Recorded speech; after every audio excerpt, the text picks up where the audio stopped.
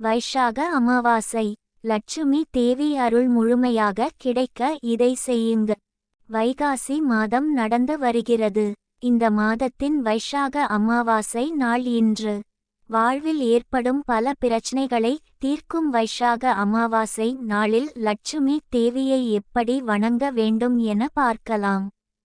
இந்து மதத்தில் அமாவாசை தேதி மிகவும் முக்கியமானதாக கருதப்படுகிறது. இந்நாளில் முன்னோர்களை வழிபடுவது வழக்கம். முன்னோர்களை சாந்தப்படுத்துவதன் மூலம் மகிழ்ச்சியும் அமைதியும் முன்னோர்களின் குற்றங்களில் இருந்து விடுதலையும் கிடைக்கும். ஒவ்வொரு ஆண்டும் வைஷாக அமாவாசை மிகவும் அர்ப்பணிப்புடனும் பக்தியுடனும் அனுசரிக்கப்படுகிறது. முன்னோர்கள் மற்றும் மூதாதையர்களை வணங்குவதற்கும் மரியாதை செய்வதற்கும் சிறப்பு நாள் அர்ப்பணிக்கப்பட்டுள்ளது. இருப்பினும் திருமணம் மற்றும் நிச்சயதார்த்தம் போன்ற மகிழ்ச்சியான நிகழ்வுகளை நடத்த வைஷாக அமாவாசை ஒரு நல்ல நாளாக கருதப்படுவதில்லை. இது முன்னோர்களுக்கு மட்டுமே அர்ப்பணிக்கப்பட்ட நாள் என்பதால் சுப நிகழ்ச்சி நடத்த மாட்டார்கள். தற்போது வைகாசி மாதம் நடந்து வருகிறது. இந்த மாதத்தின் வைஷாக அமாவாசை நாள் இன்று. வாழ்வில் ஏற்படும் பல பிரச்சனைகளை தீர்க்கும் வைஷாக அமாவாசை நாளில் லட்சுமி தேவியை எப்படி வணங்க வேண்டும் என பார்க்கலாம்.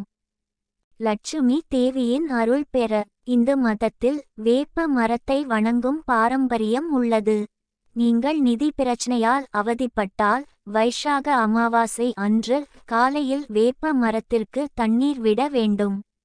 இதன் காரணமாக லட்சுமி தேவியின் அருளும் அந்த நபர் மீது உள்ளது.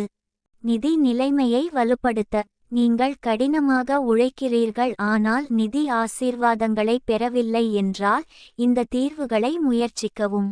வைஷாக அமாவாசை அன்று துளசி ஜபத்தில் காயத்ரி மந்திரத்தை 108 முறை ஜபிக்கவும்.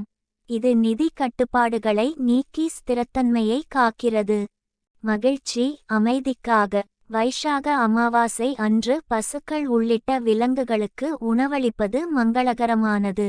இது மகிழ்ச்சியையும் அமைதியையும் பாதுகாக்கிறது. இந்த நாளில் தவறுதலாக கூட விலங்குகள் மற்றும் பறவைகளை தொந்தரவு செய்யக்கூடாது.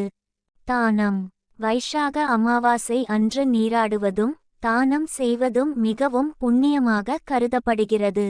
தானம் செய்வதால் புண்ணியங்கள் கிடைக்கும் என்றும் வாழ்க்கையில் ஏற்படும் பல கஷ்டங்கள் விலகும் என்றும் நம்பப்படுகிறது.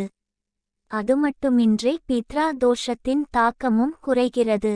முன்னோர்களை நினைவு கூர்வதற்கும் வழிபடுவதற்கும் போற்றுவதற்கும் இந்த நாள் அர்ப்பணிக்கப்பட்டுள்ளது. பித்ரு தர்ப்பணம் பிண்டத்தானம் பித்ரு பூஜை செய்வது அமைதியையும் செழிப்பையும் தரும் என்பது நம்பிக்கை.